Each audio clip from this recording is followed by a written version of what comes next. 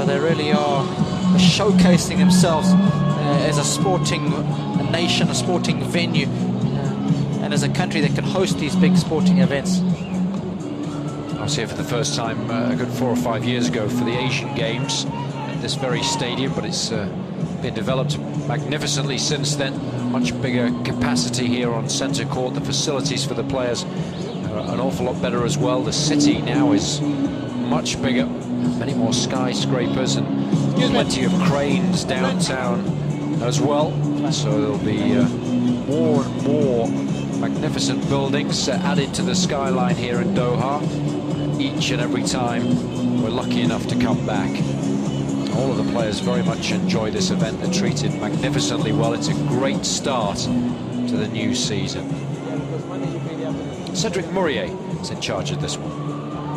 Gentlemen, good evening. So you guys know everything. I just want to remind you that if you need a challenge, it's always good to say something, because we're tracking the ball and sometimes we don't know that you guys stop or something. Any questions? Sorry? No, sorry. Nicolas, Eds? That's it? Sir. Start? Good match, gentlemen. No hesitation at all from Davydenko, winning the toss and electing to serve. First semi-final provided us with a lot of entertainment. Roger Federer defeating Joe-Wilfried Tsonga in straight sets, 6-3, 7-6. So Federer awaits the winner of this one, and they will do battle in tomorrow's final at 6 o'clock local time. Sun sets this evening at 4:59 local time, so the players have got used to playing under lights at this time of the day throughout the course of the week. And Nadal played pretty well against Gulbis yesterday, although he was feeling under the weather. He's had a fever for a couple of days, so the first set was a little tight. So the second set was relatively comfortable, and Davydenko dodged a bullet against Ivo Karlovic. Nice to see the Croat back in action after a long layoff. He's had a problem with his Achilles heel. And, back in action now for the first time in a good 6 months or so. Served well, but Davydenko read his serve wonderfully well and got a break in each set to win comfortably in the end. So that will fill him full of confidence coming into this evening's encounter. Nadal has had health problems this week, hasn't he? And it's never easy when you've got a temperature and you're running a bit of a fever, especially when you're playing in a relatively warm country. But it hasn't seemed to have affected him too adversely in his singles matches and, of course, doubles. He's played doubles this week and he's through to the final. He's been double dipping, so you would think if it was really bad that he maybe has to give up the ghost in the dubs, but he hasn't.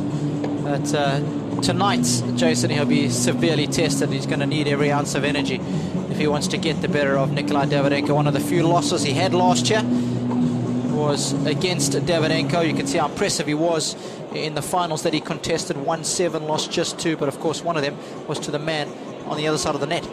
Why does Davydenko cause Nadal so many problems? Well, it's a combination of two things. He takes the ball so early, he understands the tactics. When he plays against Nadal, he's able to execute hard to the forehand of Nadal, and when Nadal does hook it cross-court to Davydenko's backhand, he's able to take that backhand hard up the line, and it's a great pattern of play, and it works particularly well against this guy. Lost a set to Lucas Laxo in the second round, and a love set as well. It's only the 10th time in his professional career that he's done so. But Laxo played some really good tennis, and then Nadal hit back strongly at the beginning of the third. So always nice again to be tested. Similar situation to Federer. Played a couple of tough matches earlier on in the week, came through them. Feels good about his tennis at the moment. The forehand was a little off in the first match of the week as well, but that's improved with each and every match that he's got under his belt. And so pretty much yesterday we saw some really good tennis from Nadal, and he'll need more of the same this evening, because I've been impressed with all that I've seen from Davydenko so far. He really did struggle, didn't he, in the last 6 months of last season. Looked to be playing with no confidence at all, but very different story this week. Yeah, he just couldn't get it going after all the injury woes that he had with the wrist, and it's been a different story. He's obviously practiced hard in the off-season. He was in Germany hitting a lot of balls, so training hard, and right from the very first match this week he's hitting it right out the middle, nice and early. He's been serving well, he's been returning exceptionally well, especially that match against Karlovic, the ultimate test when it comes to returning serve. And I'm thinking, based on what I've seen this week so far, just between these two guys, that Davydenko's got a good chance of taking down Nadal this evening. He's had some good support this week as well. It's been really good, and all 3 matches have been won in straight sets. Fognini was duffed up initially. Nieminen provided a stiff contest, no question about that. But Davydenko won 4 and 5. There were plenty of breaks for both players in that one. And then Karlovic was broken for the first time this week in the opening set there by Davydenko. And again, a second break at the tail end of the second set was enough for him to be able to win in straight sets. The noise that you can hear from all these magnificent fireworks that have been going off about 6:15 every evening this week, but we've got many more this evening than we have had previously, and I'm sure they're celebrating the start of the Asian Cup, which gets underway this evening. I think Qatar are playing Uzbekistan in the first match of that competition, which runs for a good couple of weeks. So plenty to celebrate in Doha this evening.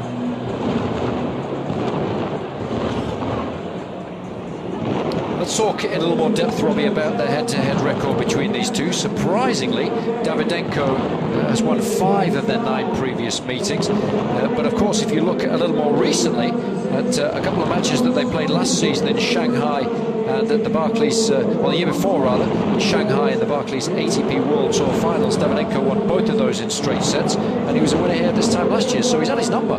He certainly has, and of the 6 hard-court meetings, Davydenko's won 5 of them. The only one that he lost was the very first one they played in Shanghai in the round-robin section of the Masters Cup there. So if you're a betting man and you're dissecting not only the games but also the head-to-head, if you were smart, I think your money would be on Davydenko. Mine certainly would be anyway. Yeah, the only downside, I think, as far as the Russian's concerned, is that poor run of form that he had last season. But the beauty of having the off-season, even though it's 3 or 4 weeks long, really, and what, a week or so for these players before they get back on court, is you can draw a line in the sand emotionally, can't you? And you can start afresh at the beginning of a new season, and you always feel a lot better about everything. You've got so many high hopes for the new year, and that allows you to play a little better, doesn't it? Yeah, and it allows you to have selective memory and, as you say, forget about what transpired the previous season. But also this week, I just think Nadal has just been a little off colour. Hasn't been himself. I mentioned that he is on antibiotics this week, so that'll definitely take a little bit out of you to try and get rid of the fever. He doesn't want to get too sick before the Australian Open, because if he gets set back 5 or 6 days, it is a big setback just before a major. He wants to play as much tennis as possible. He's one of those guys who likes to hit a lot of balls. Francisco Roy would have been feeding him tons of balls, not only in the off-season, but here, even when they got time between matches. Well, we've seen that, haven't we? We've watched a couple of his practice sessions. He's played singles and doubles. There's his doubles partner there, Mark Lopez. And so he's played a lot of tennis this week, but that hasn't been sufficient. He's been back on the practice court every morning, and the forehand in particular he's been working on. He's been trying to hit it as hard as he possibly can, and it has got better with each and every match that he's played this week. Mum's in Doha as well, as is his girlfriend, and Dad's here too. So it's a family affair. Both Nadal and Federer have got relatively large entourages this week, and it's nice because it's a continuation of Christmas as far as they're concerned. They don't get a lot of rest in the off-season. Nadal said he literally only had 3 or 4 days where he didn't hit a ball after finishing the O2 Arena. That lost to Federer, and then he was back on the practice court. They played those exhibition matches against each other in Spain and Switzerland, so it's relatively busy for these guys. Dad always looks a little serious, doesn't he? Mum seems to be enjoying herself a little more, but got some nice company with Rafa's girlfriend. So a really nice way for them to start the new season. Very relaxed here. They get treated very well before, of course, heading down to Australia for the first Grand Slam of the year.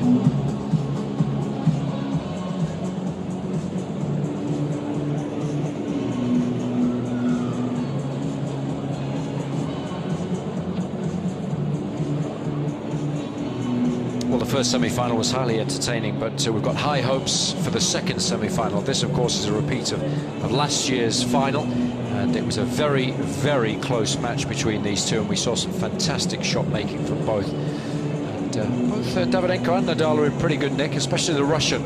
He's been striking the ball very sweetly indeed. He's flown under the radar as well. He's played most of his matches last thing at night, haven't had huge crowds to play in front of, whereas of course Nadal and Federer have played a little earlier when these stands have been packed.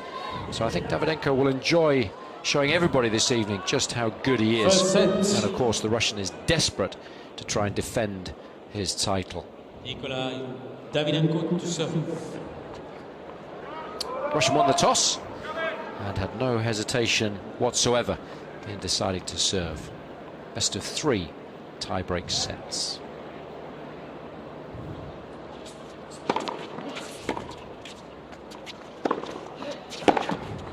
Out. 15 love.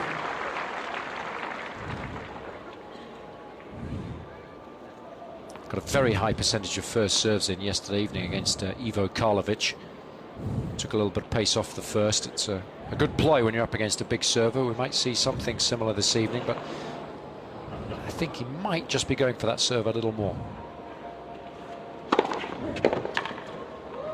And that's a good tactic to use against Nadal. The big one, the Spaniard's forehand, that one almost 200 kilometers an hour, so that's pretty big as far as Davydenko is concerned. And he's well aware that Nadal returns a little better off his backhand side. It's a more compact stroke. Gets a lot more balls back in play, especially for first serve.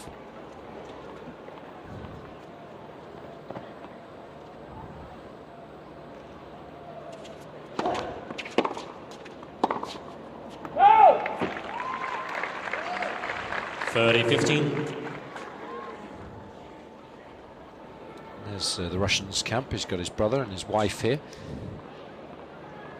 They were in the gym a little earlier this morning. The trio was. Nikolai was on the bike, getting warmed up pretty early.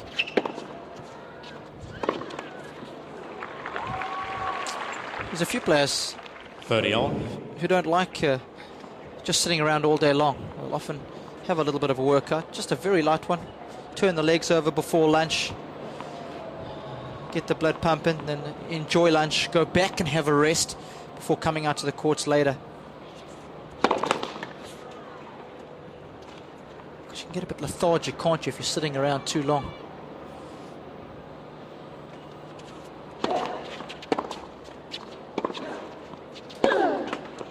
You've got to get the balance right, haven't you? You can't do too much. 14, Suddenly you end up at the courts exhausted before you play your match, but nothing worse than lying on your bed all day and then suddenly come into the courts and you've got no energy. So yeah, you've got to get the balance right. But these guys are so experienced that they know how to prepare for their matches that are played at different times throughout the course of a day. It's very much second nature now.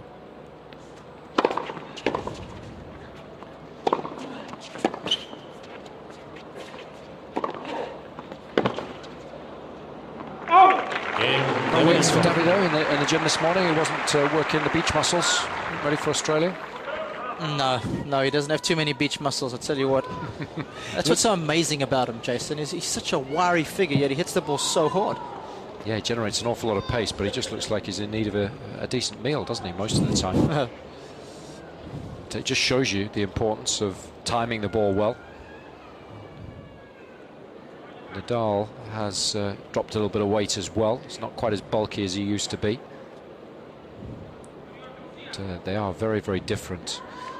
But both move exceptionally well, so very quick around the baseline.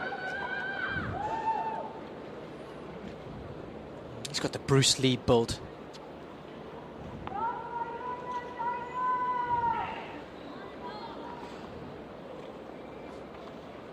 So a good start by Davydenko. Love one.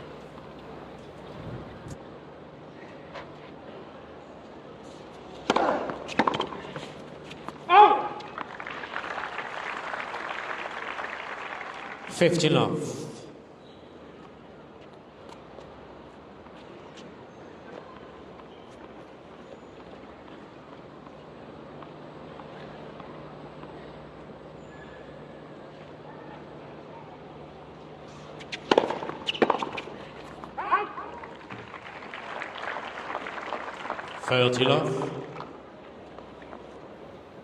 Played last week in Abu Dhabi, defeated Federer in the final in 2 tie breaks, 6 and 6. So got a couple of matches under his belt. Made a bit of pocket money before arriving here.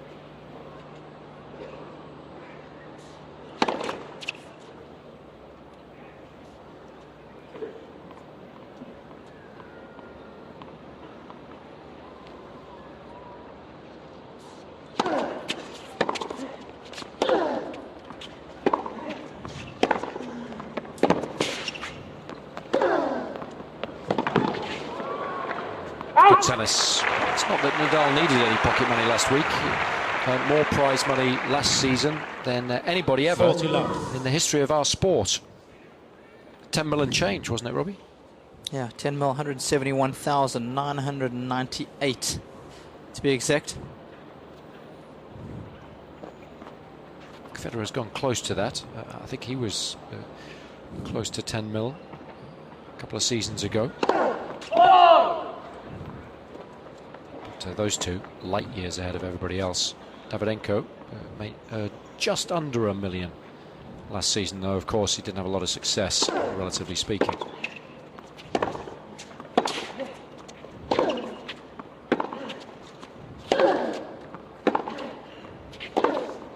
Still, it's okay if you can say you had your worst season for the last 8 or 9 years and you still earned $1 million. Yeah, and you had a three-month break because of injury as well. Let's not forget that.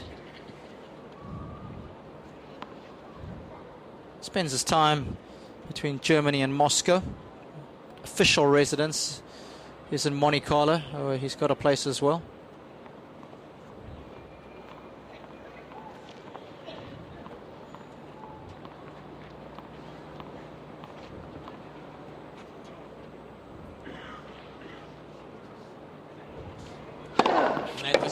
And of course the thing you've got to admire about tennis players is that they have to earn every cent themselves. There's no contracts in place as far as compensation is concerned.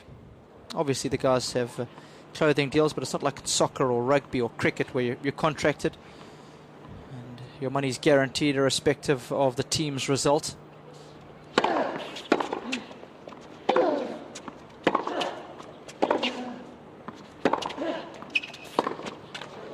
And a lot of the contracts these days are heavily weighted in terms of bonuses, aren't they?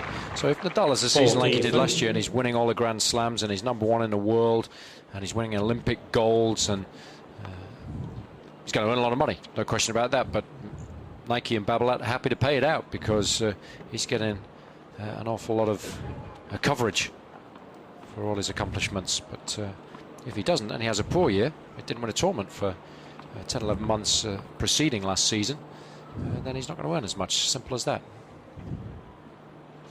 Good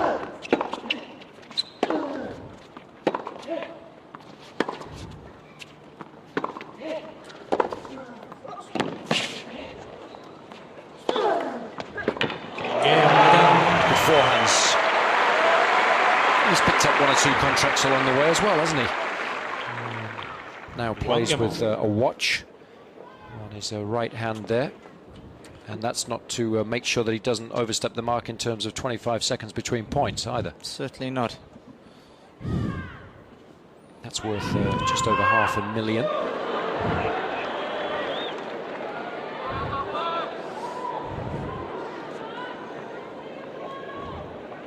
There it is, Richard Mille. What's the name of that one? Are you hoping for one of those with a little name check there?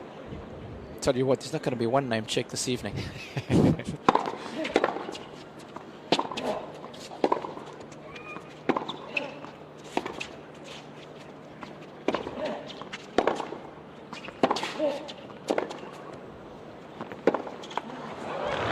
straight onto their 1-800 number after this match as well. Love 15. There's very few guys, though, that can pick up the kind of contracts that Federer and Nadal pick up. It's not commonplace in our sport, that's for sure. In sports in general, those a couple of guys that transcend the sport. I mean, give you a good example. Davydenko's struggled to get a racket or a closed contract throughout his career, hasn't he? It's only recently he signed with Dunlop. Wasn't getting paid by Prince previously. Had no clothing contract for a number of seasons, even though he's ranked inside the top 5 in the world.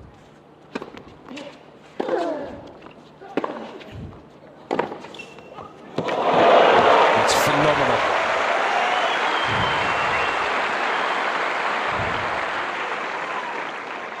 I think the good thing about coming up against Nadal this evening is that Davydenko knows he has to play his best, but flip side of the coin is true. Nadal knows, given that he's lost to him the last 3 times he's played him, that he's only his very best will do this evening. So he started very brightly.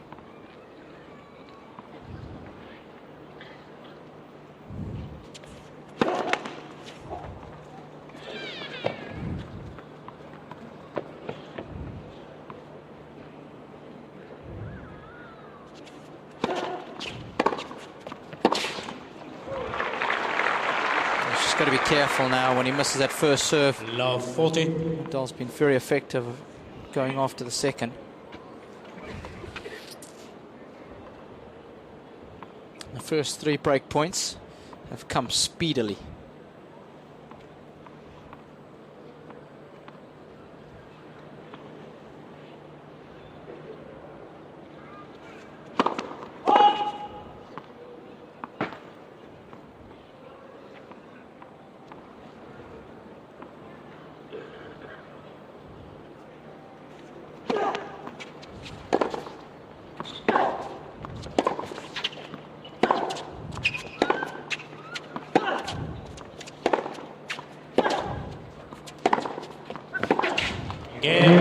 Davydenko normally likes bossing the points, but no chance at all there under the cosh right from the very start. A wonderful game from Nadal. Nadal is by 2 games to 1. The Spaniard draws first blood. Gets the break to lead 2-1 first set. Just the right amount.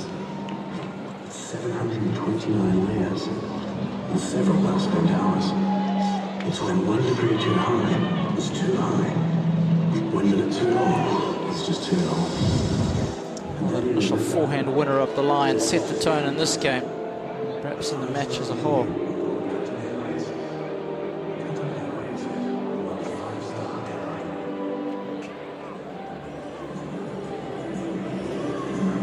Both play very differently. Davydenko likes to play up the court on the baseline, very comfortable half volleying the ball. Nadal likes to play a little further behind the baseline because he hits with a little more spin, takes bigger cuts at the ball, needs a little more time. But I think this evening he's made a concerted effort to be a little more aggressive with his court position than he has previously this week, because he knows he doesn't want to get bossed around the baseline by Davydenko, and he wants to try and hold the upper hand in a few more of the rallies. It's worked well for him so far.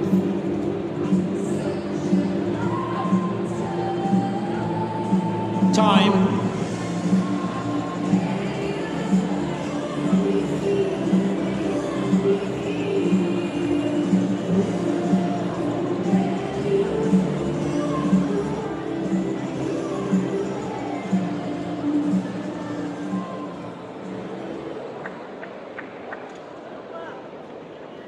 Joe Wilfried Tsonga played well in the second set today, but was outplayed in the first and ended up losing in straights. But nevertheless, been a pretty good week. Injury-free, that's always a bonus. And he's played just enough to feel pretty good about his game heading down to Australia.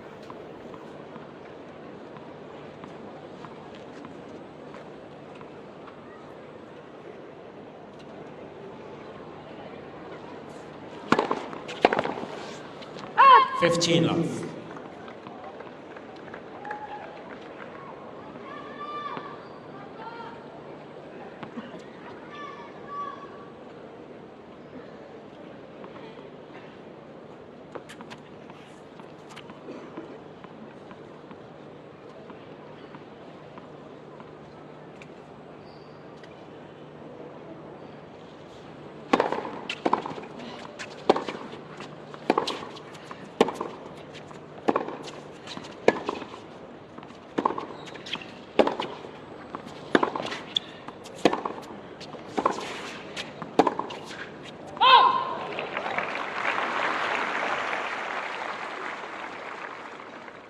$15.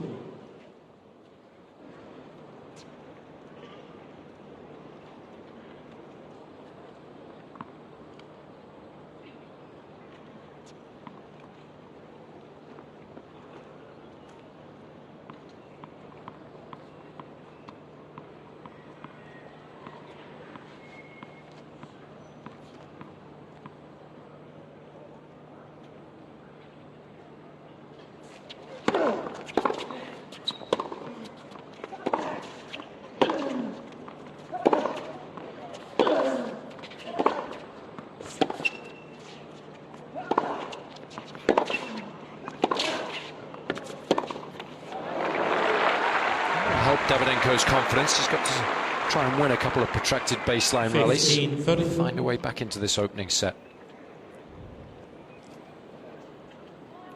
Both these guys love moving the ball around the court. Especially Davydenko. He's never shy to change direction on the shot, so you're going to see both these guys doing a lot of running. You're going to see some explosive footwork. It's always good eye candy when these two take to centre stage.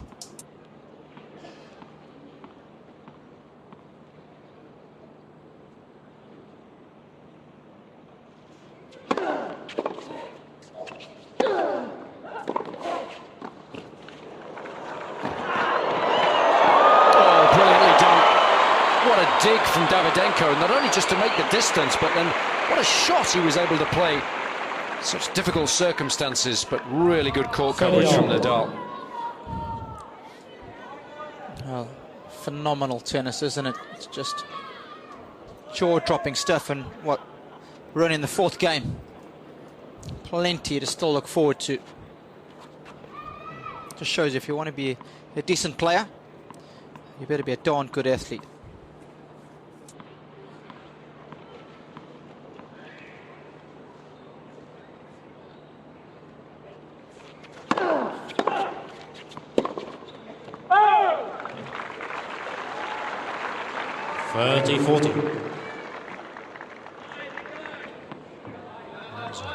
A decent return, forcing Nadal onto his back foot. So an opportunity for Davydenko here to get back on serve immediately.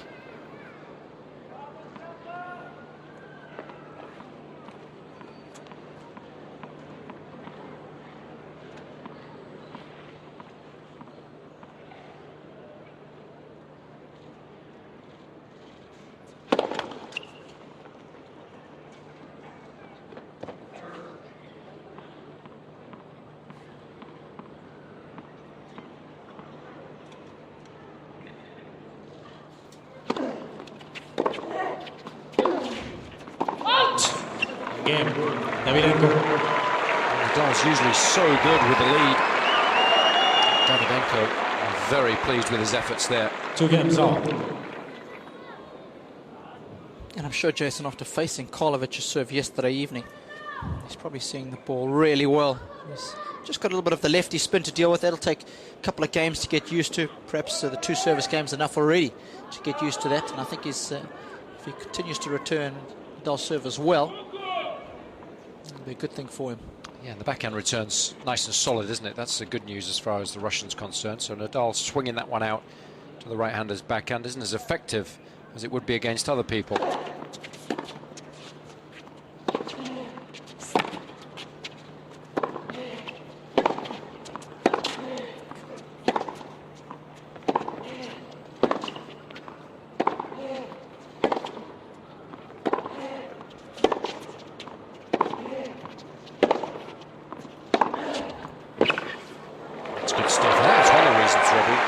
Davydenko's got such a good record against Nadal because he's got double-handed backhand.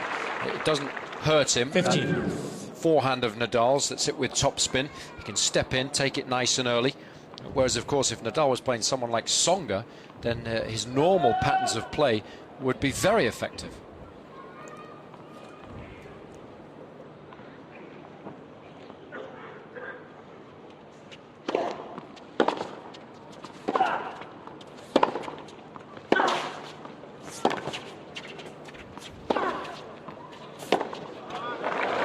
Has a variety. He's got the pace, but he can also just gear down, a little bit more topspin, create angles. That's where Davydenko is so effective as a player. He's got a good head on his shoulders. Constructs points really well.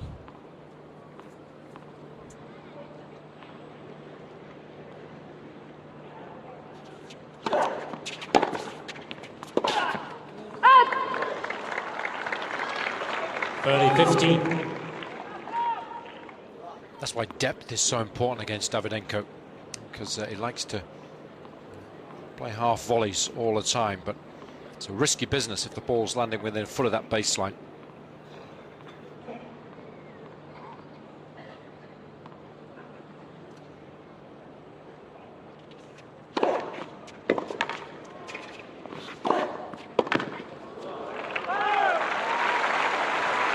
Lovely little serve there.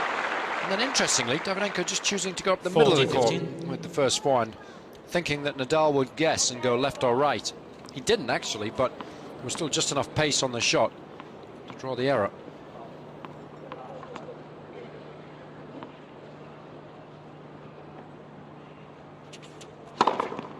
Game, Davydenko. Nicely done. Under pressure initially. There was a breakdown, 2-1, but he's won 8 out of the last 10 points. And now has momentum working firmly in his favour. He also has a slender lead midway through this opening set.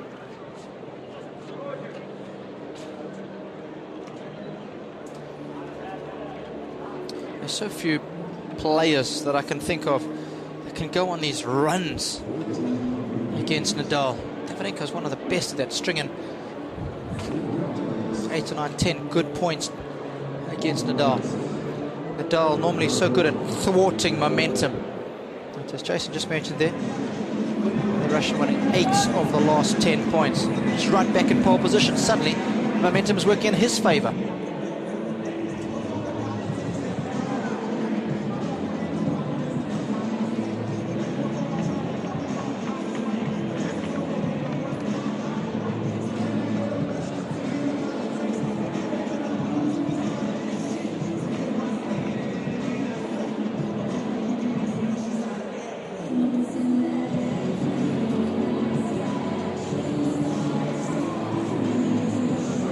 Time.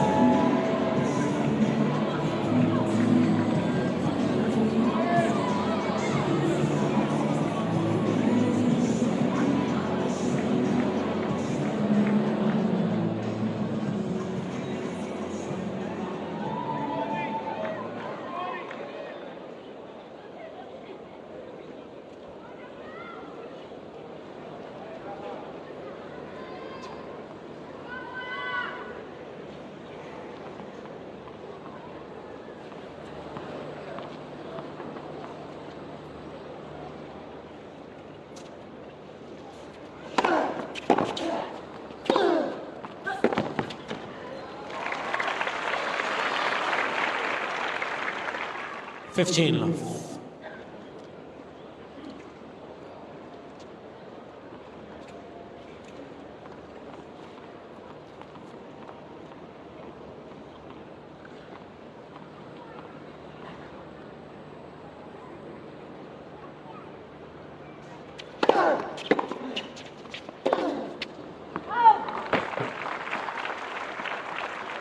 Fifteen all.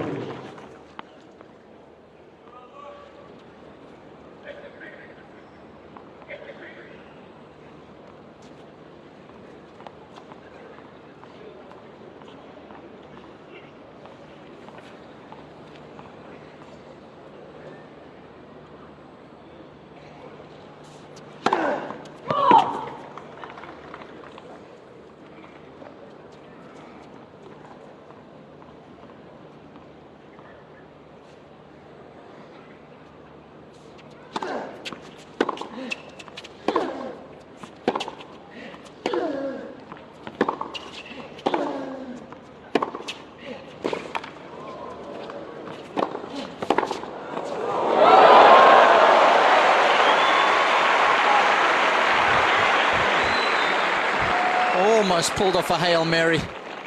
30-15. Look at the defensive skills here. It's unbelievable. Normally so good at making that. Just didn't give it enough air. The reaction says it all. He knows he could have done better.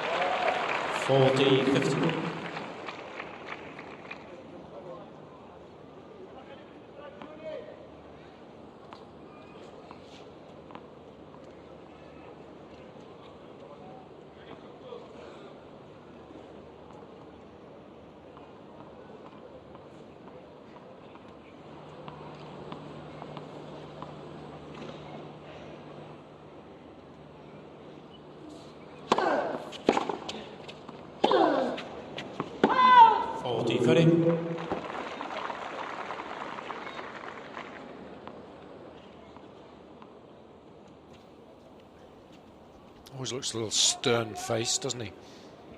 But both players have made a relatively good start. Of course, Nadal will be disappointed he wasn't able to make more of that early break, but both are striking the ball well.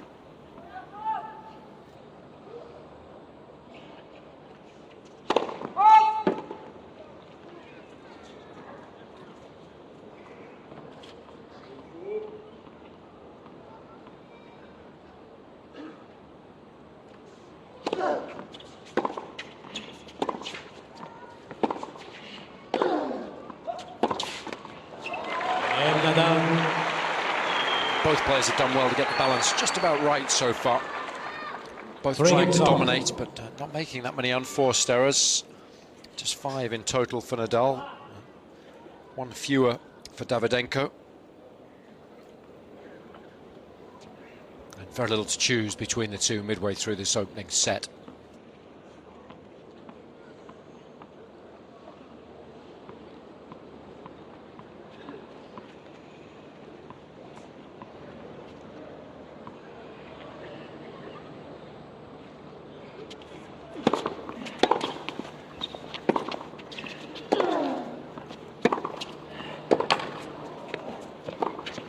Good tennis. It was always going to be a contest that was going to be fought primarily from the baseline. So when we take a look at baseline points won, it's always going to give us a good indication of who's on top. And at the moment, it's 12 apiece in that regard. Nice move up the court there by Davydenko, taking the ball out of the air, taking time away from Nadal, and sensibly going back behind him. It's always a good tactic.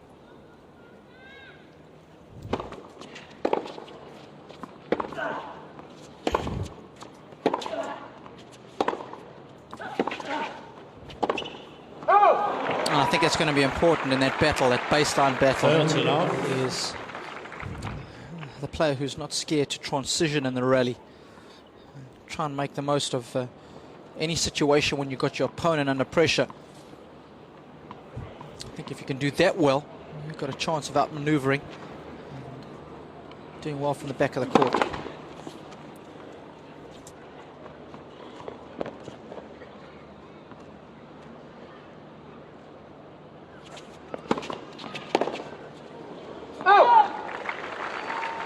You mentioned yesterday that it was important for Davydenko to get a lot of first serves in against Karlovic. It was up in the high 70s, early 80s for most of the match. Today it's 67%. He's winning 75% of those points, but there are 1 or 2 early warning signs. He's only won 2 of 6 when he's missed his first serve, so keep an eye out on the big points, whether he gets the first serve in. Yeah, Davydenko. If he does, he's going to have a good chance of winning the points, and he's used that warning serve to Nadal's spine a lot already this evening. It's a tactic that's worked well for him. So nice recovery by the Russian, who leads 4-3 first set.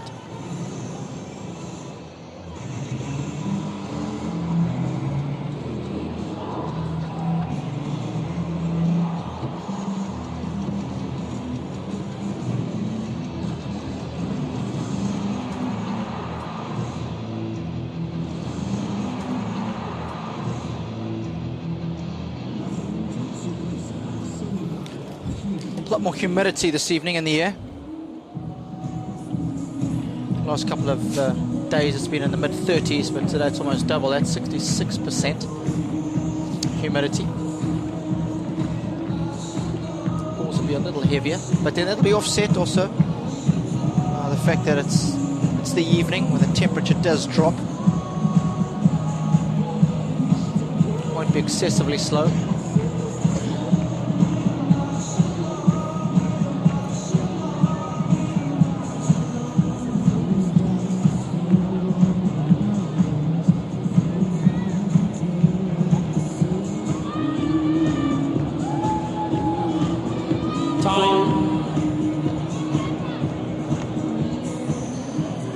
Alongside Robbie Koenig on day 5 of our live coverage here at the Qatar ExxonMobil Open 2011. The perfect way, really, to start the new season. Semi-finals day. Roger Federer defeating Joe-Wilfried Tsonga in the first match of the afternoon, 6-3, 7-6. And the second semi-final here is very nicely poised midway through the opening set. Thank you.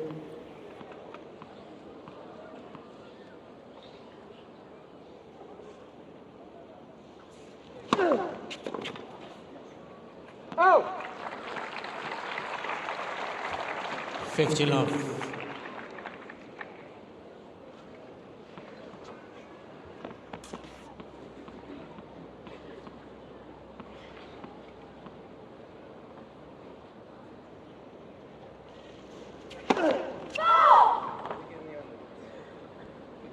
Please.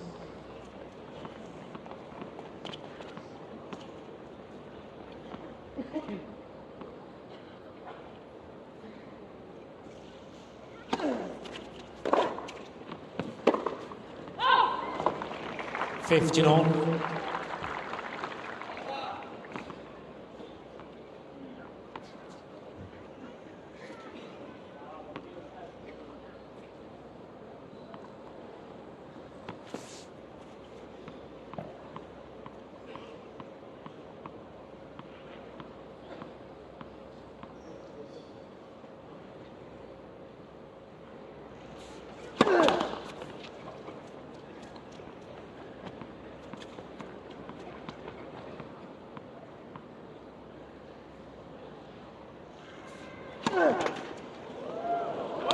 $15-30.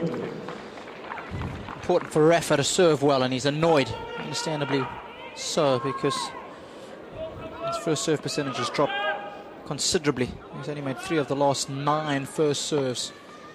Yeah, he's just lost his rhythm a little bit, hasn't he? And I think when you're up against someone like Davydenko, you know returns well, it just puts a bit more pressure on you when you step up to the line.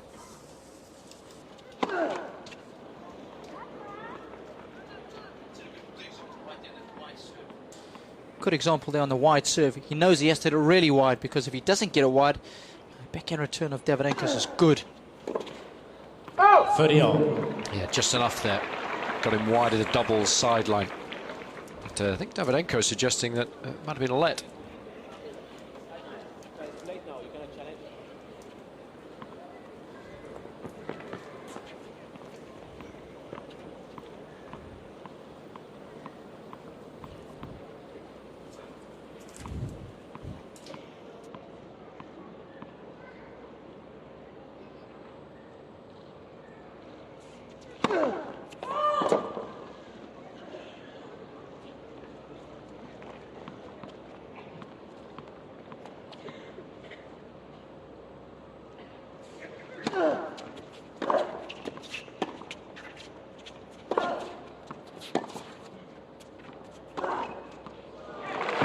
Well, it was close as well.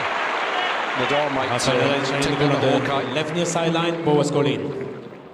It was fading all the time. It's just a case of whether it just took a piece of the line.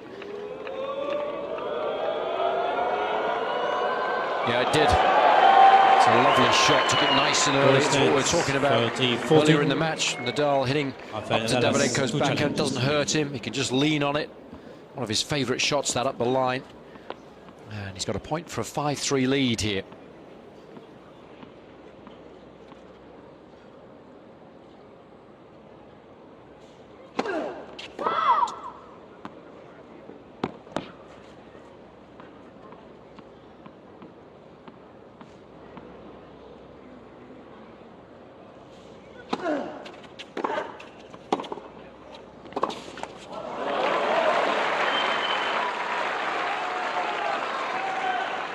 Yes. His wife took on the coaching role while Edward wasn't courtside last season. Didn't have a great deal of success, so Davydenko's probably happy that his brother's back in his box now.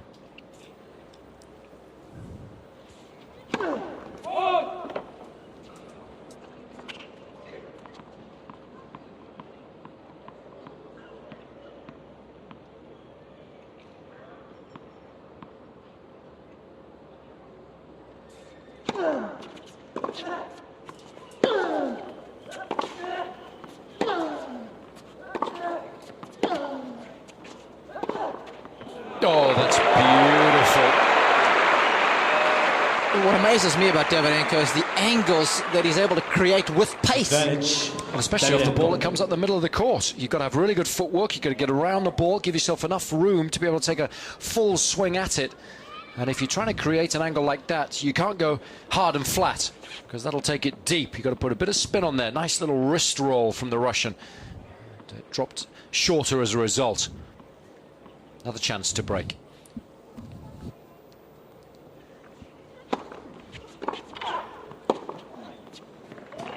What a shot from Nadal. There was nothing wrong with the return there. It had to be that good because he knows how quick Davydenko is to recover. Bonus, I think, that he made a first serve. He's only made 4 of the last 14. Terrible numbers.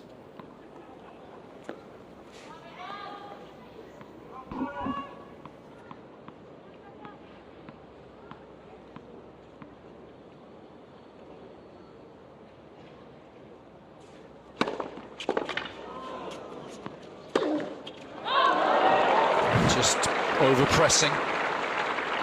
Advantage, Davydenko. It was a good return because it was a decent serve, that one.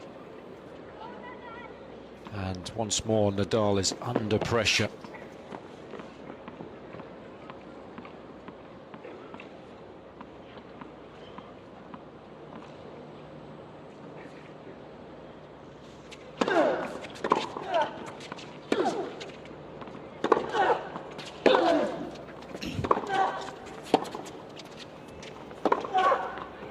Magnificent ball striking. Nadal trying to change things up with that heavily sliced backhand, but Davydenko is so good at getting down to the ball and then ripping it. It's by 5 games to 3. So Nadal held the upper hand initially. An early break at 2-1 if you weren't with us, but it's been all Davydenko since then. And the defending champion now has an opportunity to wrap up this opening set.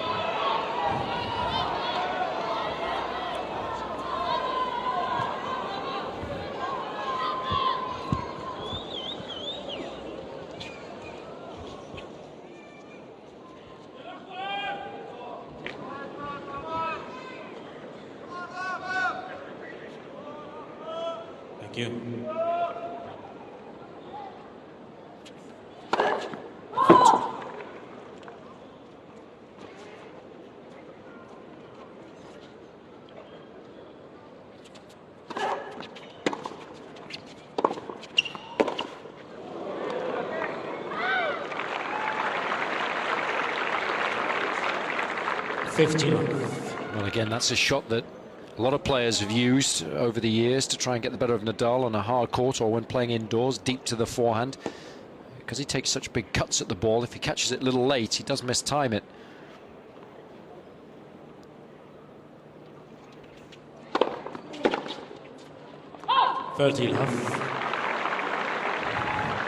Once again today, he's been effective when he finds the mark with the first serve.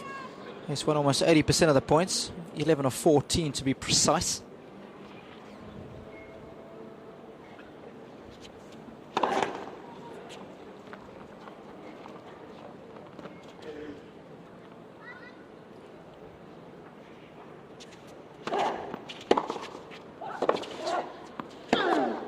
That's why it's important for him to make the first serve. Because Nadal's been really aggressive when he's got to look at the second. 30-15. No hesitation at all there from the Spaniard. Plenty of court to get into there. And they're generating some decent pace as well. Anything over 150k. It's good stuff.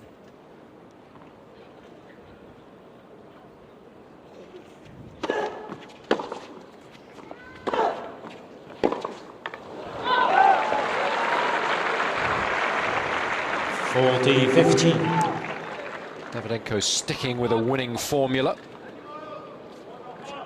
He's been exceptionally good mentally in this opening set. Didn't get down when he fell behind by a break, responded immediately, and he's finishing with a flourish. Set point. Game first set, Davydenko. A third ace wraps up the opening set. 6 games to 3. Quietly confident court side. 6 games to 3 in a little under 3/4 of an hour.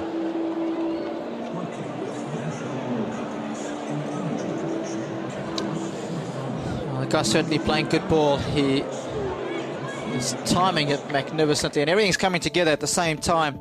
And it's so important when you play against the very best players in the world, because if one facet of your game is off, that's when you normally pay the price. But Davydenko served well from the back of the court. He's been outstanding. Winner's to unforced errors ratio good. He's been effective when moving forward, and he's created a lot of opportunities. Initially, they missed out on those opportunities, but did well third and fourth time round to make the most of the break points that he saw.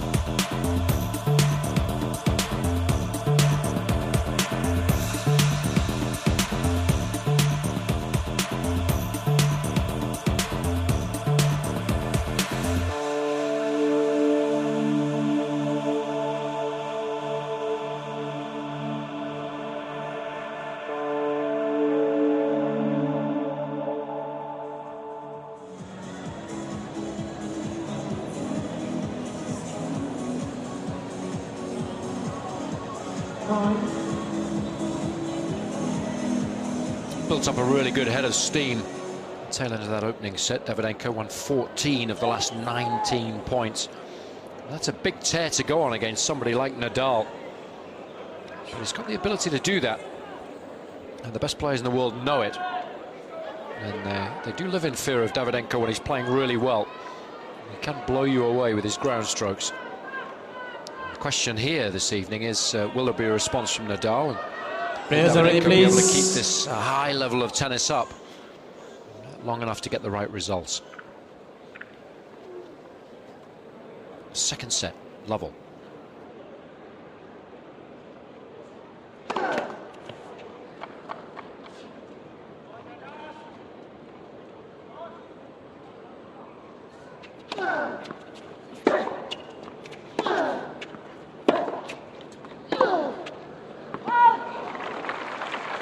Love 15. Let's watch as the rallies unfold, folks, how good the depth of Davydenko is throughout the course of a rally. That last shot was a perfect example, just a few inches from the baseline. And couple that with the fact that he takes the ball so early, that's why he's such a tough proposition when he's playing well.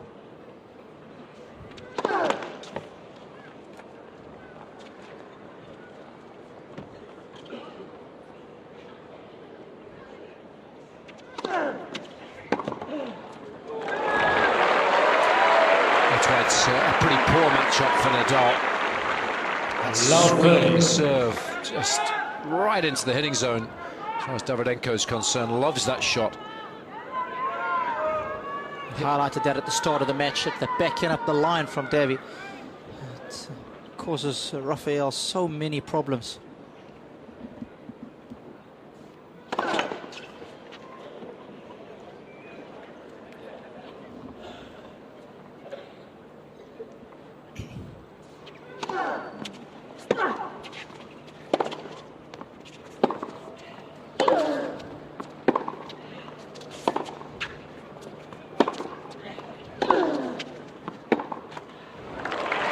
History's not on Nadal's side here either in Doha. This the second time the top 4 seeds have made it safely through to the semi-finals.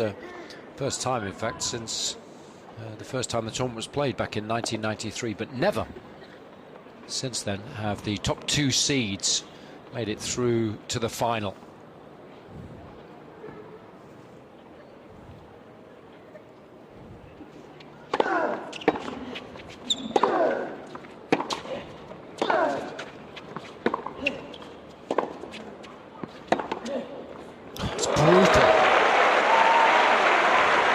So confident going up the line, and of course it's a high-risk strategy, so when he's playing poorly he loses matches quickly, but when he's playing well it's so difficult from an opponent's perspective to defend against it. That was a decent shot from Nadal. It had height, it had spin, it bounced near the baseline. Davydenko just took it on the rise, flattened out the shot, and hit yet another winner. 2 break points. 30-14. His best serve in the match, that one.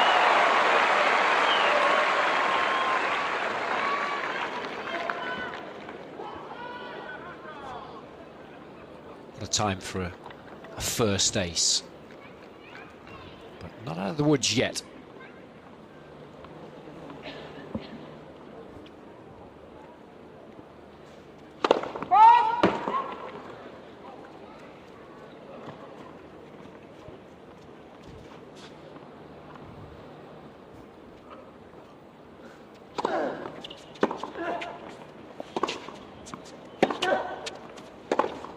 Game, Davydenko. First game, second set. Well, anytime you can pocket the opening set against Nadal, you're feeling pretty good about the situation. But if you go up a set and a break, then it's a dreamland. But sometimes you can break a little too early, can't you? It does mean that you start to think about the finish line, perhaps a little earlier than you would do normally. Yeah, good point. But I guess if I'm Davydenko, Jason, I'm thinking about how quickly Nadal normally responds in situations when he's lost the opening set. So I'd be reminding myself how well I've done to get the break so early in the set. And I'd probably try to focus on that. If I was coaching, that's the advice I'd give to my charge.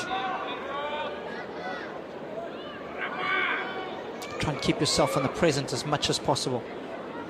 That's what all the great competitors are able to do. Don't get too negative thinking about what's just happened, and certainly don't worry about what might be in the future. Can't control either of those two things. So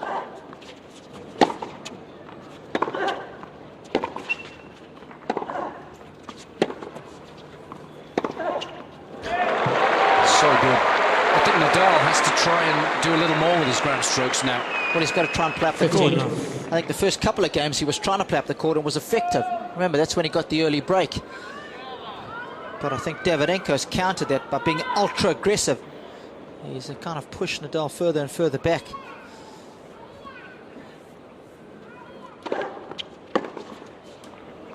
It's an interesting point that you make, because remember when we commentated on the final that these two played in Shanghai a couple of seasons ago.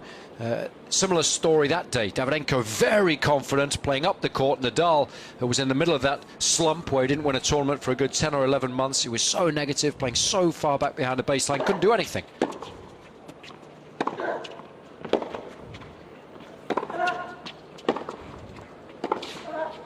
And remember when they played in the Barclays HP World Tour finals the season before last, similar story. So I'm sure in his heart of hearts he knows what he needs to do. I mean, it's not easy, but he's going to get beaten if he stands that far back behind the baseline all the time and allows Davydenko to dominate, unless the Russian loses concentration.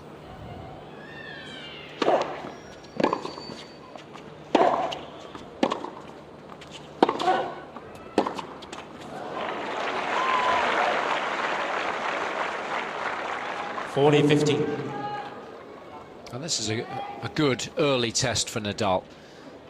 When he's supremely confident, he does have the ability in the middle of matches to work things out, to change his game plan. Body language didn't look good there, Jason. He's looking a little jaded. In fact, I think he's just called for the physio, the tournament doctor.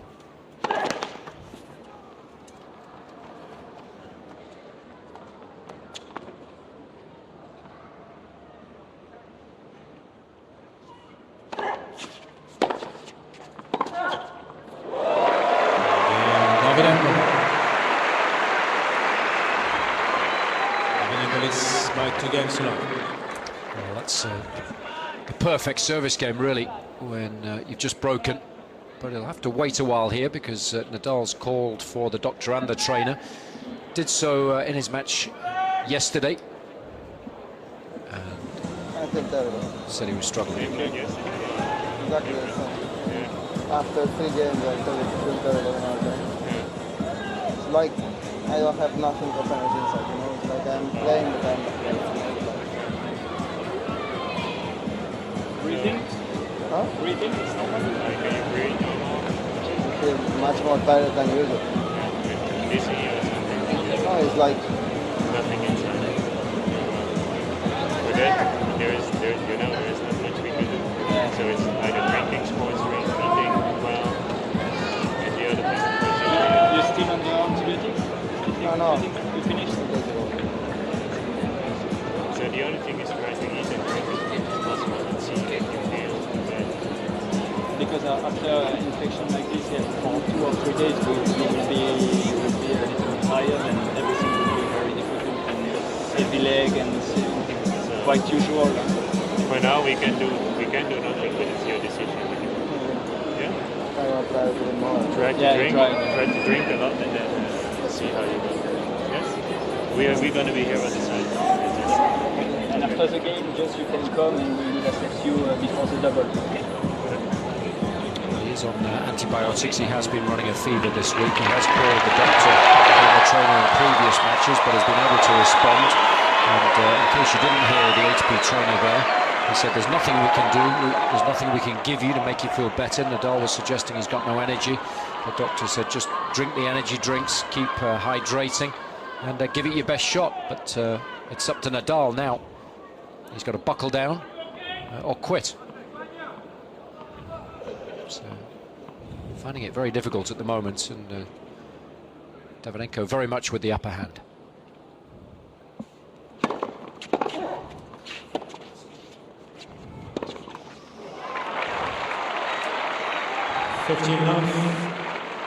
Not an easy situation for Davydenko.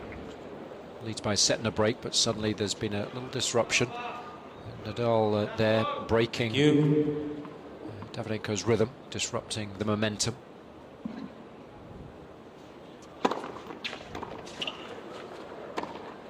It's a lovely shot. But Robbie, given what we were talking about in the previous game, if you are ill and you've got no energy, then surely you want to keep the rallies as short as possible. Absolutely.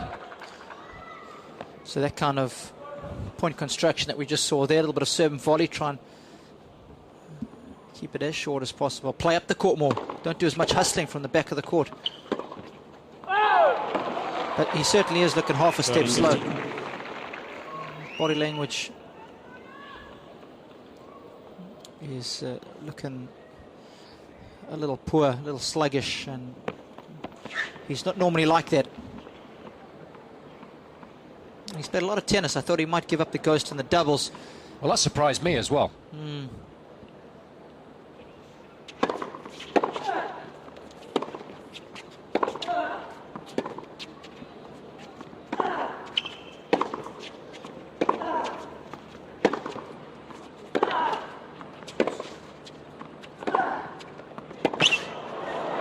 Good length. I mean, that's the one thing that we should stress. Nadal's played doubles as well this week with his good buddy Mark Lopez. They're in the final. That's due to take place a little later on this evening. You don't want to let your buddy down, but you've got to think of yourself, haven't you? Those matches that he's played this week in the doubles have been played late in the evening as well. He'll obviously want Rafa to feel good about his game. They've won this title before, and they've got a good chance of doing it again this evening against Charlie and Seppi.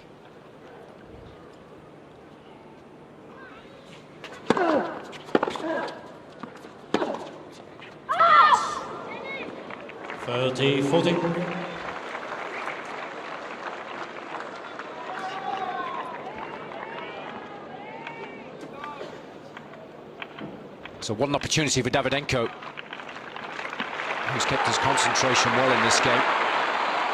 Nadal with his back against the wall now.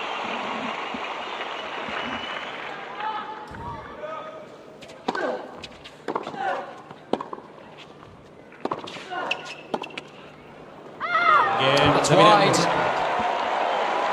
And Davydenko now has the additional insurance of a double break. The Russian leads by a set and 3 games to love.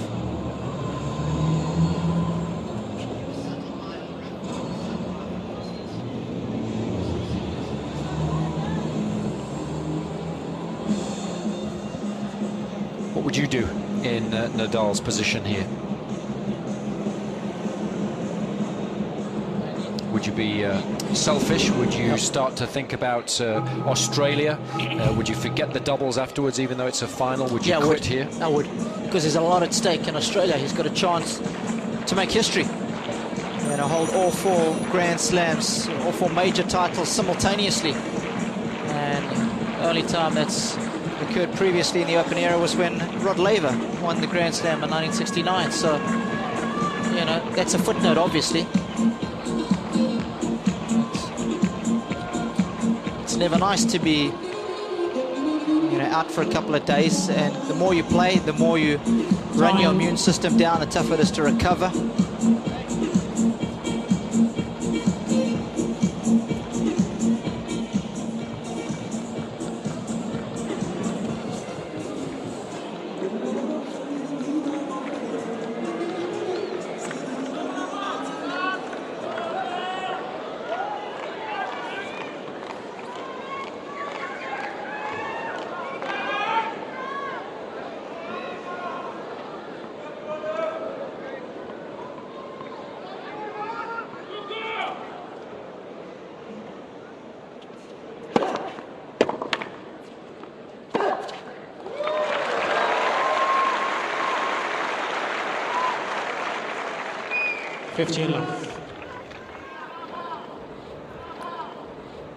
Very important service game, this.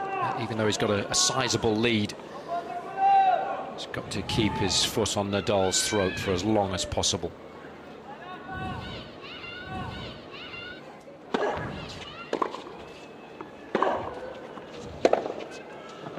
It's not looking good, is it, Robbie? It's not looking good at all. Body language is as poor as I've ever seen it from Nadal. Like you say, you always want to have that added insurance of a double break. It's so important, isn't it, against one of the best competitors ever to play our sport.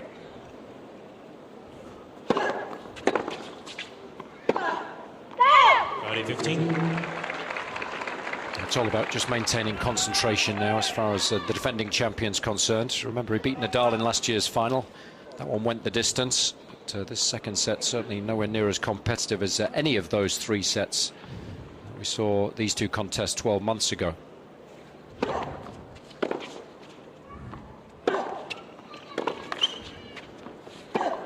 That's the shot that's worked so well for Davydenko today. He's done so much with that forehand. He can go to Nadal's forehand, he can go cross-court with the shot as well. So it's been so difficult for the Spaniard to stay in the rally. You can see how far he's pushed back behind the baseline there, and that just allows Davydenko to be able to dominate all the time.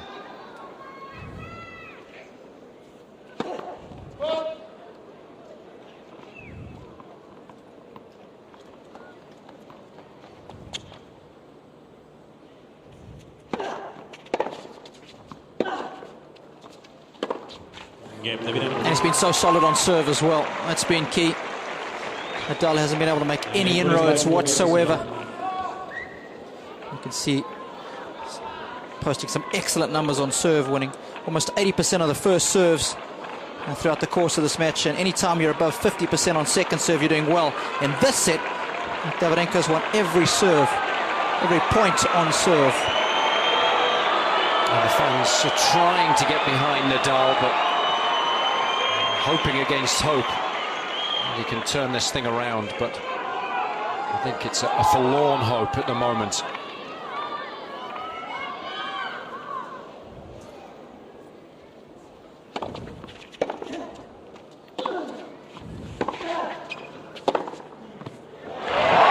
That's more like it. 15.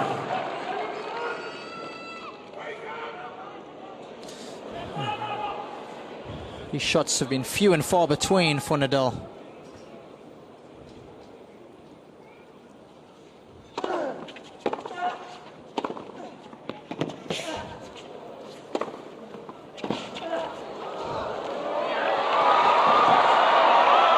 Jaw-dropping stuff.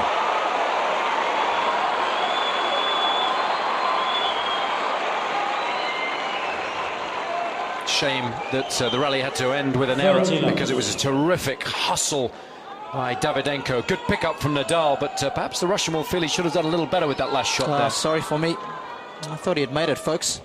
There was such a reaction from the crowd. It just shows you how much they're trying to get behind Nadal at the moment. Those tram lines just for the doubles, Robbie. I know all too well. That's where I earn my corn.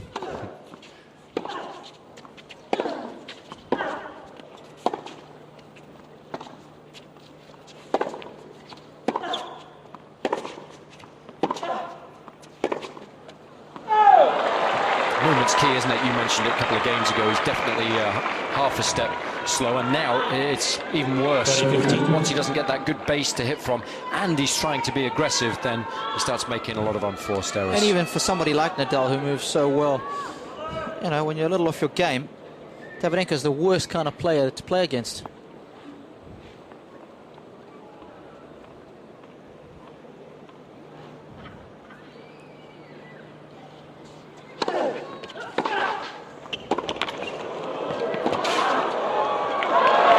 Just missed it. Davydenko thought that one was wide, but I think he's too late to challenge that. It was close, though.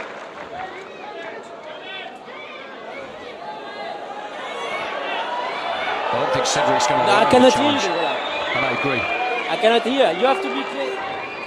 Yeah, but you have to say something. I cannot hear you there from here. You have to say or stop or put the hands up, but you have to do something. From here, I don't see anything. I don't hear anything. I agree with the umpire there. 40-15, signal please. from Davydenko. Had that forehand of his gone in, I think he would have carried on the rally. Just trying to be a little cheeky there.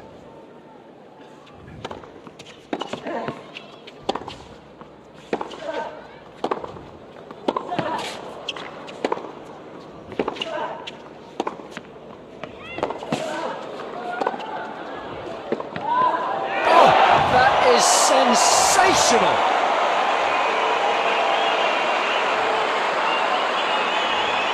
When he's in this kind of mood, that backhand is the best in the business, surely. Well, it's just, it's amazing. That angle is just, it's insane, given how much court he's covered. You've got no legs by now, and it's all hands and feel. He's a hard Russian, old school. Da.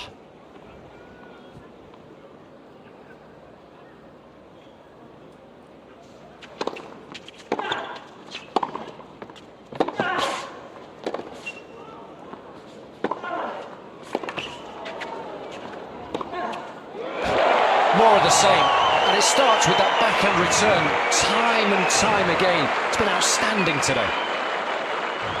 Just neutralizes Nadal immediately, and then he can play his favorite one up the line, and he's got Nadal under the cosh. Look at the combination of shots, always one to the backhand, then one to the forehand. He's always got you covering so much acreage. Yeah, he's been relentless, no let up at all. It's so difficult for Nadal.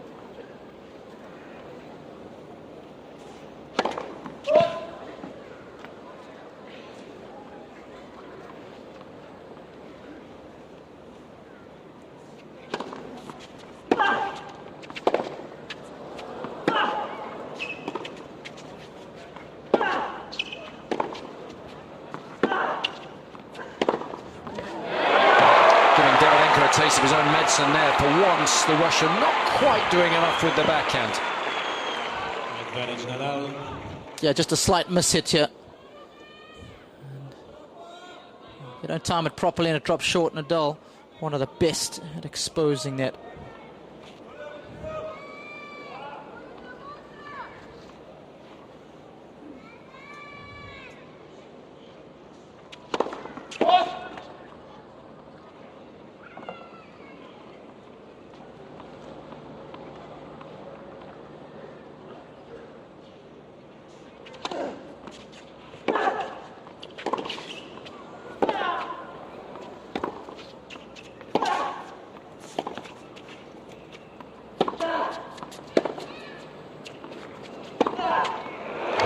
Just dropping the ball a little short there. Davydenko's so quick to pounce. His anticipation's so good. He doesn't wait until the ball bounces before understanding that it's time to move up the court. He moves as the ball is in flight. So he's in a great position when it bounces to take it on the rise. And it's just that half a step or two that makes the difference. That's what guys aren't used to seeing.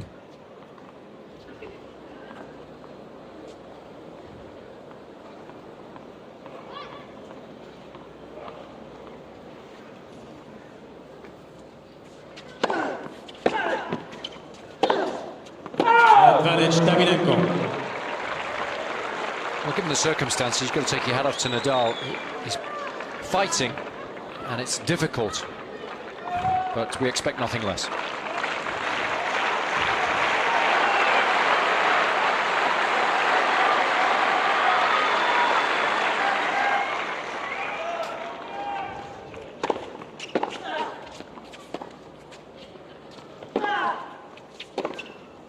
Again, Davydenko.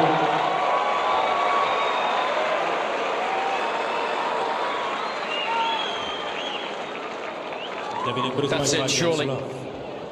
Double break would have been good enough most of the time, but a set and 5 love must be.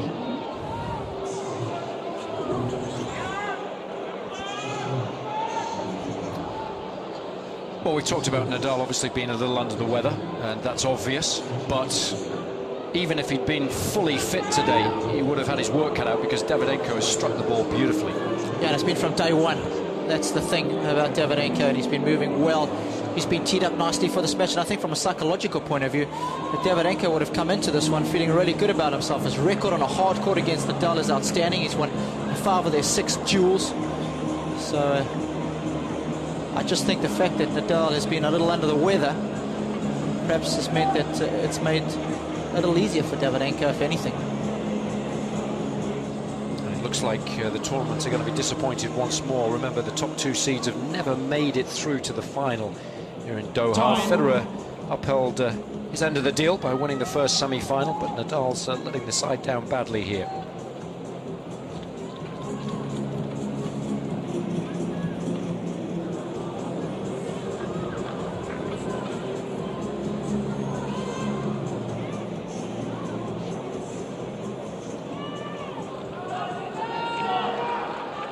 The defending champion just a game away now from moving safely through to tomorrow's final.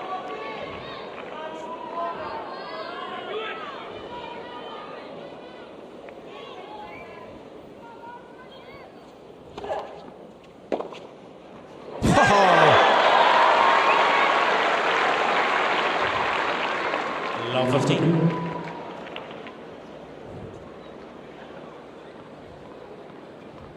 The use of the top hand, the right one, in order to create the angle. Very aggressive with it, dominating the left.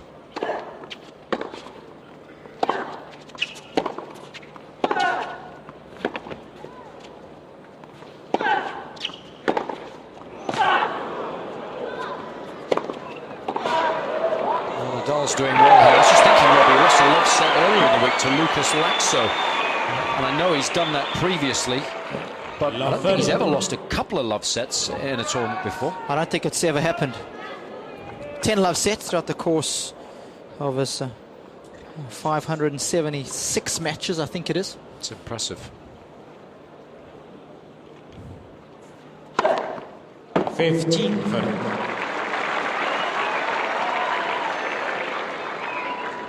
Didn't lose a love set at all last season.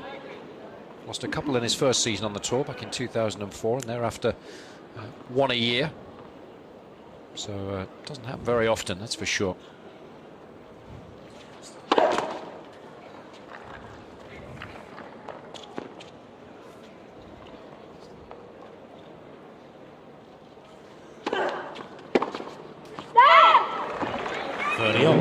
Nadal trying to keep the rallies a little shorter.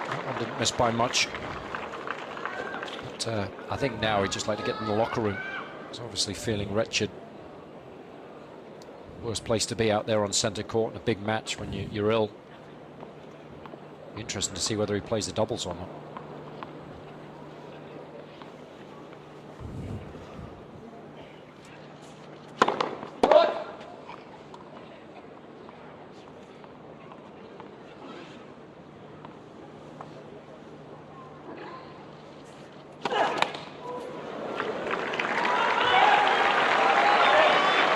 send 5 love, you're going to get a little tight. 30, Goals on 40. the other side of the net.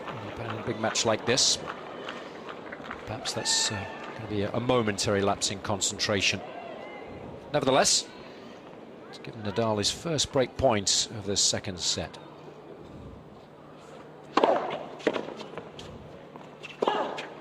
Very quickly snuffed out. He's got such a low center of gravity as Davy. Gets down to those shots so well, loads beautifully with the legs, and then transfers all that energy so effectively.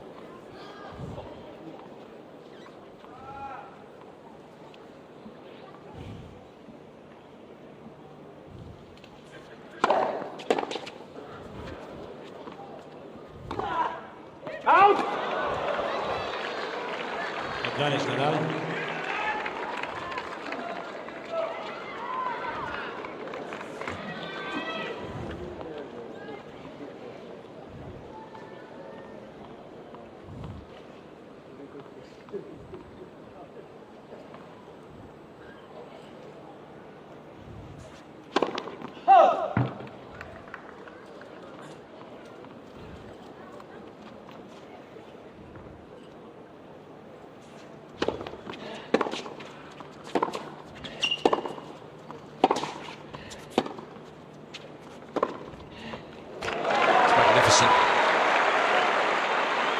So good at changing the direction of the shot. If it comes cross court, he can go up the line and vice versa. It's so difficult to read that shot as well, isn't it? He's got such a long swing on the backhand, and he disguises it with a big shoulder turn. The rotation of that upper body allows him to use those large muscle groups when executing the shot, so he generates a lot of racket head speed. 9 for serve.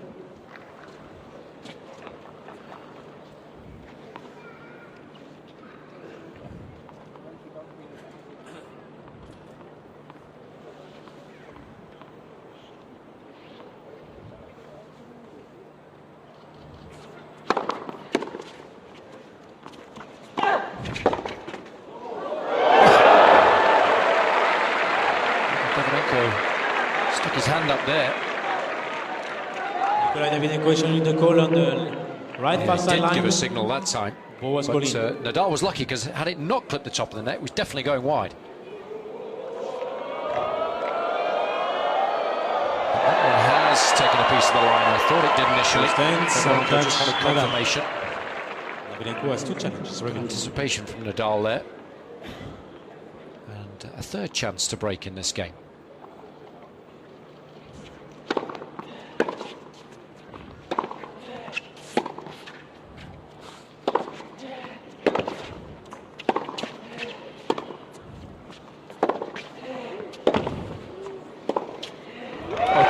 So well there, and Nadal just running out of gas. Yes. That's a rarity when he stops mid-rally. Yeah, it's been an absolute masterclass in ground stroking today. Power, angle, depth, change of pace, stepping up the court, taking the ball on the rise. It's been all-consuming.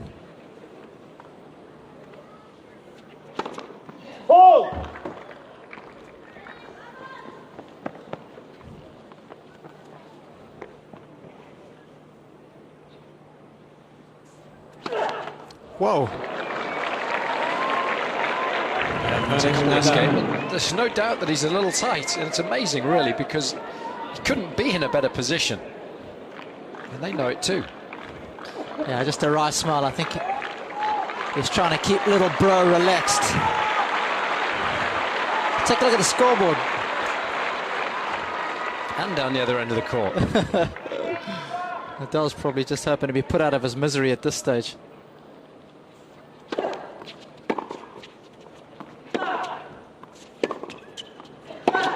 Game Nadal. Well, it's amazing, really, that Davydenko would get tight given the circumstances, but that's exactly what happened there. Full marks to Nadal for plugging away. Davydenko leads by 5 games to 1. But still has a mountain to climb.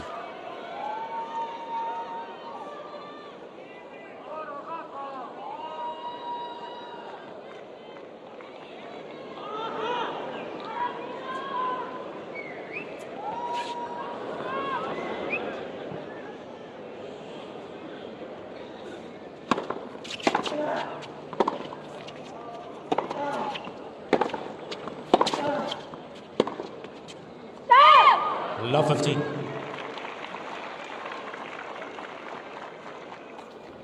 Might be easier for Davydenko to break in order to win the match.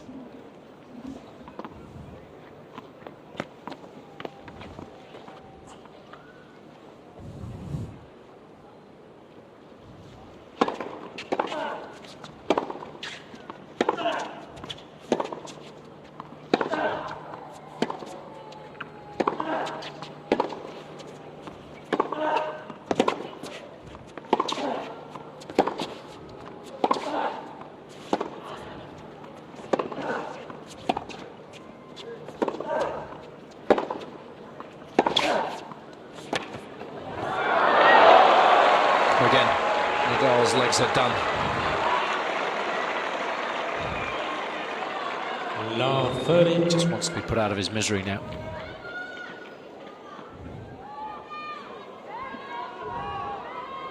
What's your call on the doubles final, Robbie? Will he play or not? No way. I think he's silly if he does. Yeah, I agree. Never nice to see your son in that sort of condition.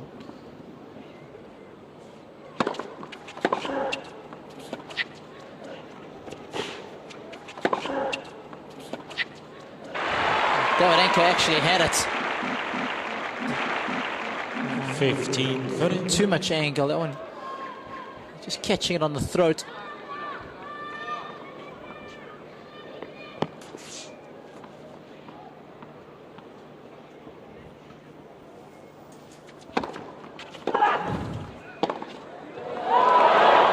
Another one of those really good backhand returns. 15, Had 14. plenty of court to head into.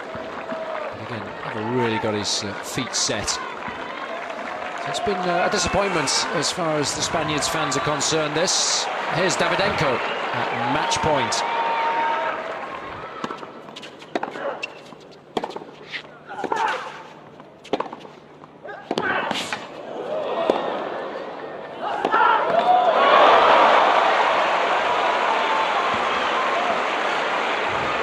I don't know who to applaud more.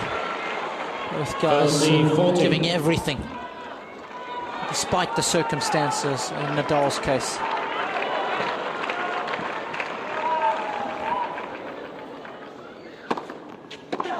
Deuce. The crowd are getting right behind Nadal still. But surely this is an insurmountable lead that Davydenko has, given the circumstances.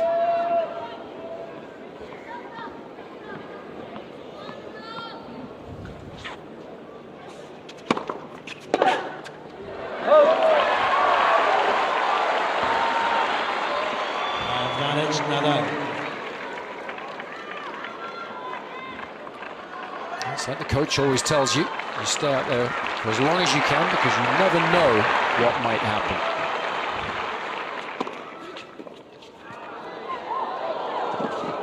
Well, it's a great little serve, that. And from 15-40, 2 match points down, Nadal manages to hold. And reduces the arrears to just 3 games now, but it's Davydenko who leads still, Davydenko leads by 5 games. 5-2.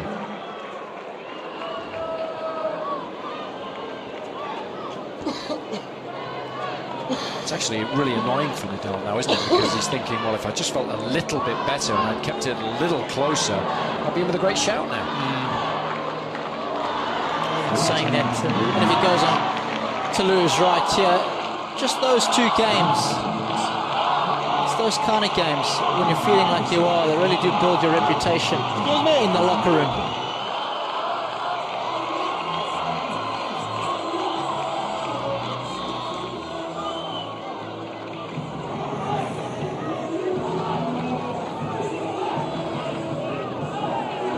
They're nice and early on this shot.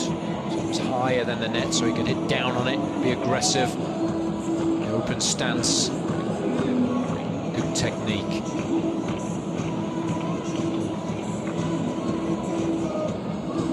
The question now is whether it's just prolonging his agony, whether it's given him a fighting chance of getting a W. Surely not.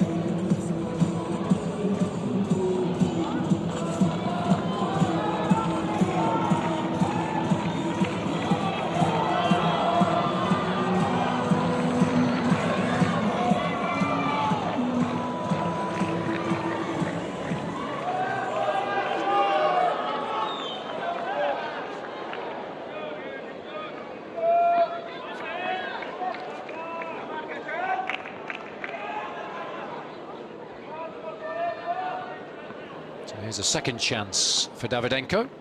Put this one to bed.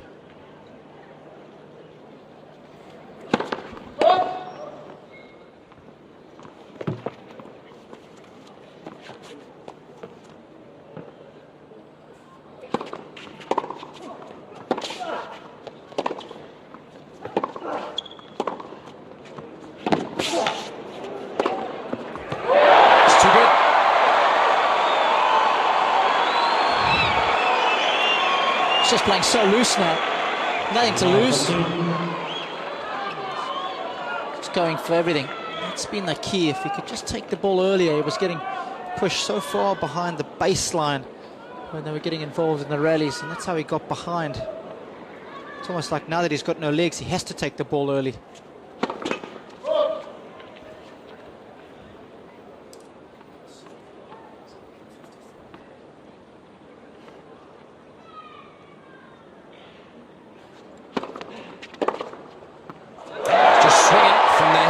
Working well. Davydenko's lost the courage to go for his serve. That was only 148 kilometers an hour. And, strange as it may seem, momentum now working firmly in Nadal's favour.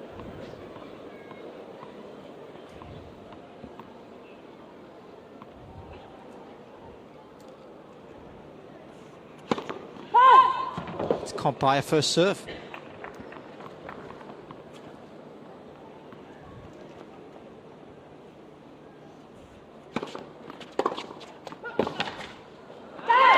Stepping up the court, he's taking that second serve on. And amazingly, the Spaniard now has 3 break points.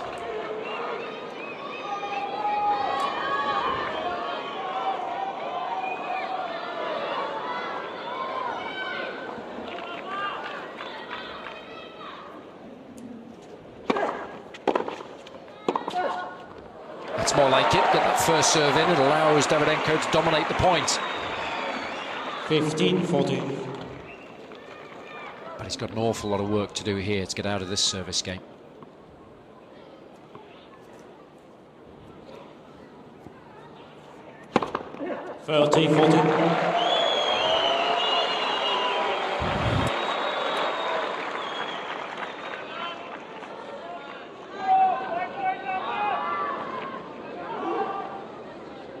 Still break point. What a difference a first serve makes. Try 3 of them. He'd give a sizable chunk of his prize money for another couple here. Well, given it's Davydenko, maybe not.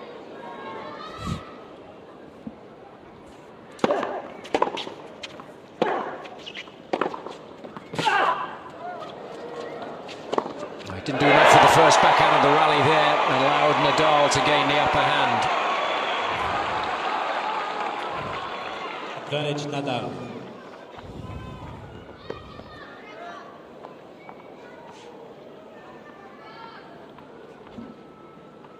Fourth break point this game.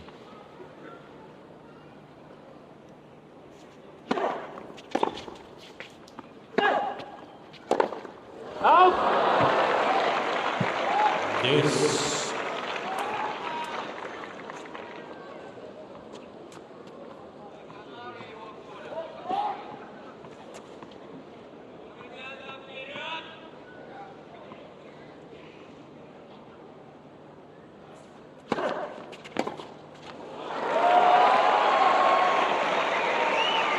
Advantage Davydenko. It's taken a little longer than we all anticipated. Here's Davydenko with a chance to move through to tomorrow's final.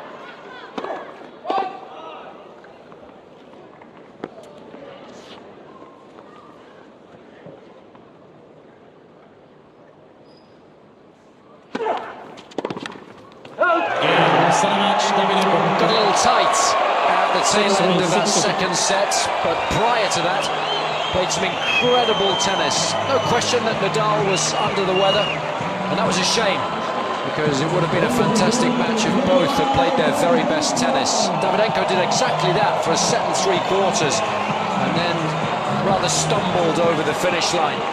The defending champion is safely through to the final, where he'll face Roger Federer, because today he's defeated world number 1 Rafael Nadal in straight sets, 6-3, 6-2. Oh, some sensational tennis. From day one here in Doha, he's been hitting the ball as clean as a whistle. He's moving well, he's rejuvenated. Very much looking forward to 2011 after the injury woes that he had in 2010, and everything has come together perfectly. Preparation has been right, the way he's played in his opening 2 matches, 3 matches, set him up beautifully for this one as well. And tonight we saw Davydenko at his very best, changing direction from the back of the court, taking the ball early and firing it in deep, hard. He's been doing everything well. A little wobble at the end, but sometimes that's understandable. But for the vast majority of the hour and 25 minutes that they were out there, he was spectacular in just about every department. Yeah, initially the backhand was incredible, wasn't it? Particularly the return of serve, the way that he dealt with Nadal's slider. And if he can keep that up and play just as well against Federer tomorrow, it should be a fantastic finale.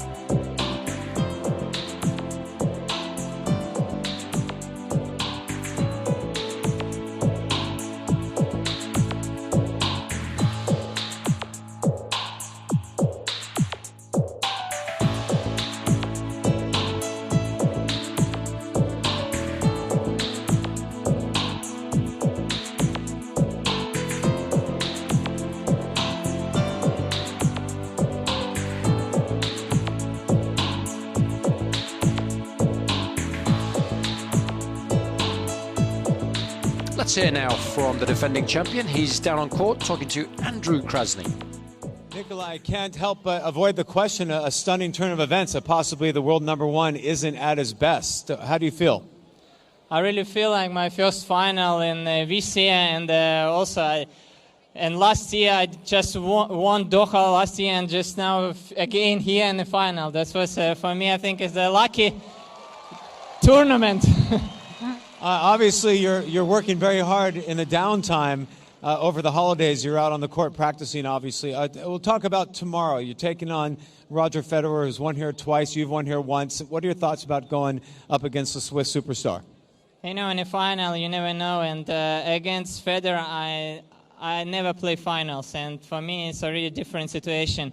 I know I beat him twice in semi-final, and tomorrow is the last day. And yes, he played well, and we'll see. He won London last year, but I'm defending champion. You know, I want to also again win here. Well, we wish you the best of luck tomorrow, Nikolai. Hard work has paid off. It's good to see you back in the final. Ladies and gentlemen, Nikolai Davydenko, he's made it to the finals.